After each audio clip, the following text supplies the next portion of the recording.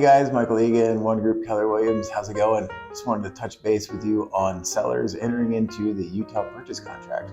Unlike buyers, sellers really don't have very many rights based on the Utah purchase contract. In fact, the seller can't cancel that contract, only the buyer can. So the seller is stuck until the buyer says otherwise. There's one chance of the seller getting out of that, and that's if the earnest money is deposited outside of the 4 days that it needs to go into an escrow account. And good luck finding that information. So realistically, what to expect? Well, the buyers, they have the right to inspect your property and do any inspections they choose, and you can't interfere with them. Now, they can't tear your house apart.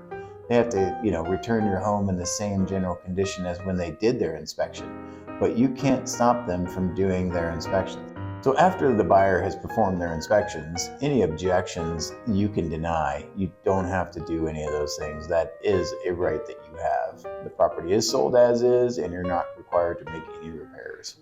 The other thing is that you're guaranteeing to pay for free and clear title. This is really important because if you don't have free and clear title, or someone has clouded your title, then you've already guaranteed that you're going to give them title at settlement, and you may not be able to. This happens quite a bit in deaths. So if you have a death in the family and you inherit the property and you think you're good to go and you're not, you could be in serious trouble. Every once in a while we see it with groups, maybe spouses, brothers, sisters, where one says, hey, they're gonna sell, the other doesn't. So you want to be really careful that everyone's on the same page and you have free clear title. In the event of seller default, the buyer has several remedies against the seller, most of which just involve them suing you for performance damages, whatever they want, and they're going to win. The courts in Utah definitely side with the buyer over the seller historically. There is no case law showing a buyer is forced to buy, but there is a ton of it with a seller being forced to sell. The other thing is you're going to have to pay their attorney's fees. So not only are you going to get sued for a bunch of money, you're also going to pay their bills. Don't default. Yeah, so I would say typically, in our current market, you're looking at 14 to 28 day contracts. So yes, you're going to be sitting on pins and needles for the better part of a month.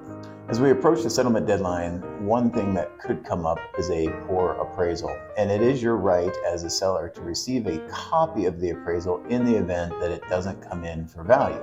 Now, you can always ask for the appraisal if it comes in for value, however, most likely you won't get it. But it is your right to receive a copy of that appraisal, and you don't have to adjust your sales price in the event the appraisal comes in low. It may blow up your deal, but you don't have to.